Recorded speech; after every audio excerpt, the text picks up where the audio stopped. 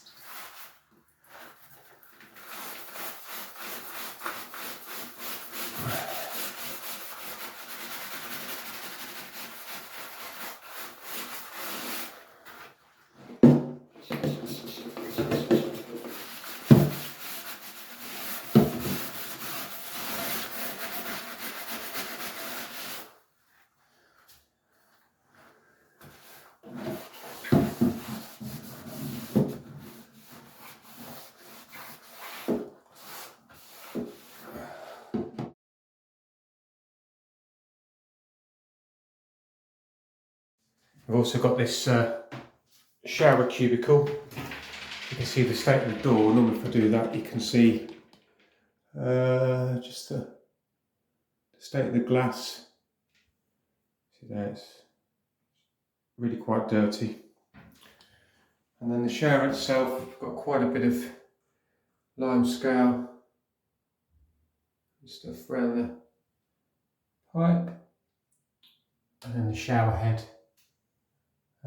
needs to be sorted. Right, shower cubicle's all done. If we spin around here, see the glass now, lovely and clean. Not got the issues from before. And the door.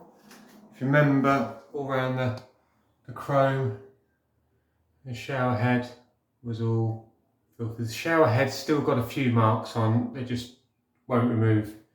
It's just ground into the head, but you can see there all the hose looking much brighter, and then around the actual control there's a bit of dust and that. So all underneath there's loads of limescale, all done, sorted.